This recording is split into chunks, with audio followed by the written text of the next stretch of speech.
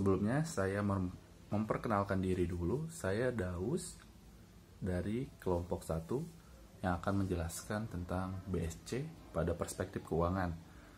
Nah, untuk BSC sendiri teman-teman, yang sudah kita pelajari bersama bahwa BSC adalah kartu skor yang berimbang, di mana terdiri dari dua kata, balance dan scorecard. Nah, terus apa sih gunanya BSC itu untuk perusahaan? Nah, yang saya ketahui untuk BSC ini berguna sebagai tolak ukur untuk memantau strategi dari perusahaan itu sendiri. Di sini saya cenderung akan membahas pada perspektif keuangan. Nah, biasanya untuk penilaian BSC pada perspektif keuangan, perusahaan menggunakan laporan laba ruginya sebagai salah satu subjek dari penilaian itu sendiri, teman-teman. Perspektif keuangan ini berkaitan erat dengan pemasukan dan pengeluaran satu perusahaan, di mana satu perusahaan itu harus mampu mengelola keuangannya agar selalu tetap stabil. Salah satu contohnya yaitu biaya operasional, biaya produksi, biaya bahan baku, dan biaya tenaga kerja. Termasuk juga keuntungan dari aktivitas dari penjualan yang harus selalu stabil dan tersedia.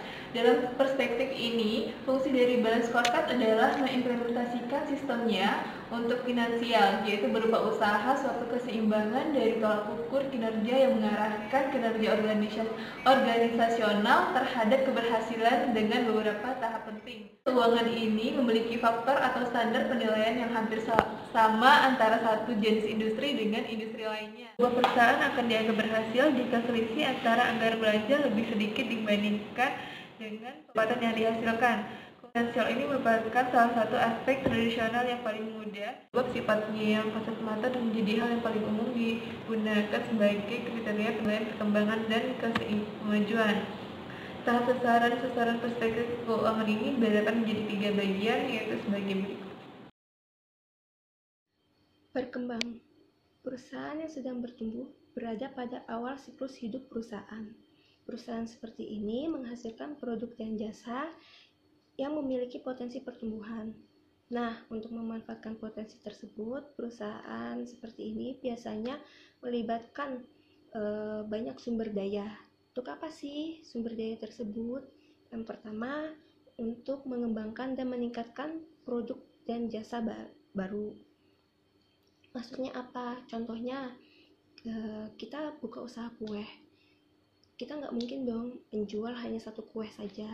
Pasti kita menawarkan berbagai jenis kue, dan pasti setiap bulannya kita mengeluarkan produk baru. Tujuannya apa sih?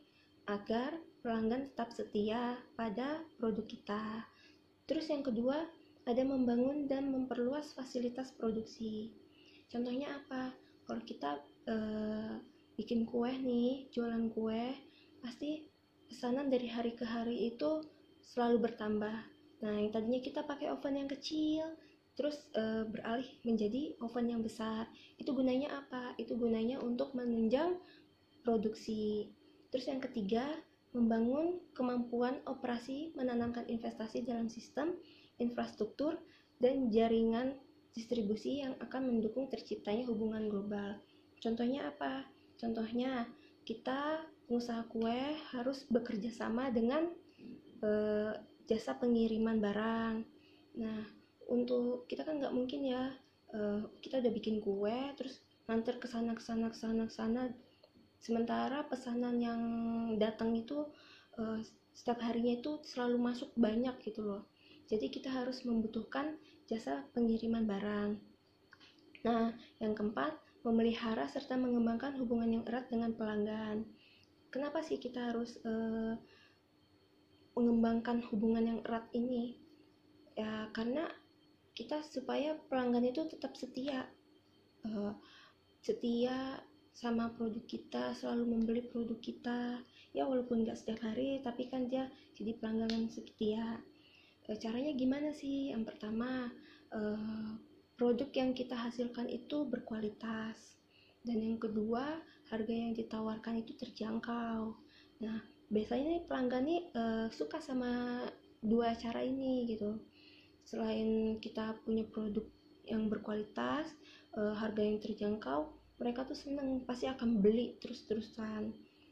Nah, perusahaan dalam tahap pertumbuhan mungkin beroperasi dengan arus kas yang negatif dan pengembalian modal investasi yang rendah. Investasi yang dibuat untuk masa depan mungkin akan mengkonsumsi uang kas yang lebih banyak dari yang dapat dihasilkan saat ini oleh produk, jasa, dan pelanggan perusahaan yang masih terbatas. Tujuan finansial keseluruhan perusahaan dalam tahap pertumbuhan ini adalah persentase tingkat pertumbuhan pendapatan, tingkat pertumbuhan penjualan di pasar baru, kepada pelanggan baru, dan dihasilkan dari produk dan jasa baru. Mempertahankan tingkat pengeluaran yang memadai untuk mengembangkan produk dan proses, sistem, kapabilitas pekerja, dan penerapan saluran pemasaran, penjualan, dan distribusi baru.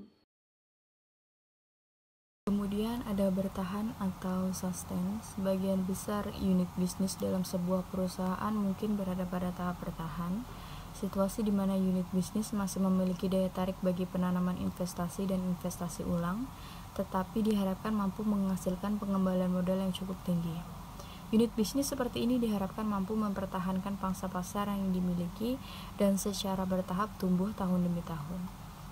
Proyek investasi akan lebih diarahkan untuk mengatasi berbagai kemacetan, perluasan kapasitas, dan peningkatan aktivitas perbaikan yang berkelanjutan, dibanding investasi yang memberikan pengembalian modal dan pertumbuhan jangka panjang seperti yang dilakukan pada tahap pertumbuhan. Kebanyakan unit bisnis di tahap bertahan akan menetapkan tujuan finansial yang terkait dengan profitabilitas. Tujuan seperti ini dapat dinyatakan dengan memakai ukuran yang terkait dengan laba akuntansi seperti laba operasi dan margin kotor. Ukuran ini menganggap investasi modal di dalam unit bisnis sudah tetap dan meminta para manajer untuk memaksimalkan pendapatan yang dihasilkan dari investasi modal. Tujuan finansial dalam tahap bertahan akan bertumpu pada ukuran finansial tradisional seperti ROCE, laba operasi, dan margin kotor.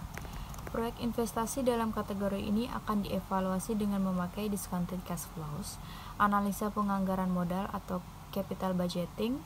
Sebagian perusahaan akan memakai berbagai ukuran finansial baru, seperti tambah ekonomis dan nilai pemegang saham. Semua ukuran ini menyatakan tujuan finansial klasik, menghasilkan tingkat pengembalian modal investasi yang tinggi. Oke, di sini saya akan menerangkan tentang yang disebut dengan menuai harvest. Sebagian unit bisnis akan mencapai tahap kedewasaan dalam siklus hidupnya. Tahap di mana perusahaan ingin menuai investasi yang dibuat pada 2 tahap. Nah, sebelumnya bisnis tidak lagi membutuhkan investasi yang besar. Cukup pemeliharaannya, peralatan, dan kapabilitas, bukan perluasan atau pembangunan kapabilitas baru. Setiap proyek investasi harus memiliki periode pengembalian investasi yang definitif dan singkat. Tujuan utamanya adalah memaksimalkan arus kas kembali ke korporasi. Tujuan finansial keseluruhan untuk bisnis pada tahap menuai adalah arus kas operasi atau sebelum depresiasi, dan penghematan berbagai kebutuhan modal kerja. Setiap investasi harus memberikan pengembalian kas yang segera dan pasti pada prakteknya. Tidak ada pengeluaran untuk penelitian dan pengembangan atau untuk meningkatkan kapabilitas, karena singkatnya waktu yang tersisa dalam masa hidupnya. Ekonomis unit bisnis yang berada datang tahap menuai. Oke, di sini saya akan menjelaskan tentang pengukuran perspektif keuangan. Perspektif keuangan, pengukurannya menggunakan ROI, profit margin, dan operating ratio. Yang pertama, ROI atau Return on Investment, yaitu rasio yang digunakan untuk mengukur kemampuan dari modal yang diinvestasikan dalam keseluruhan aktiva untuk menghasilkan laba bersih. ROI dapat dikatakan baik jika rata-rata industrinya sebesar 9,8%. Rumus ROI yaitu EAT dibagi total aktiva dikali 100%. Yang kedua ada profit margin atau return on sales, yaitu digunakan untuk melihat besar kecilnya laba usaha dalam hubungannya dengan penjualan untuk mengetahui efisiensi perusahaan. Rumus profit margin yaitu EAT dibagi penjualan dikali 100%. Dan yang terakhir ada operating ratio, yaitu di sini semakin tinggi rasio operasi berarti menunjukkan bahwa perusahaan dapat memanfaatkan biaya yang dimiliki dalam menghasilkan penjualan bersih. Di sini rumus operating ratio yaitu HPP atau harga pokok penjualan ditambah beban usaha dibagi penjualan dikali 100%.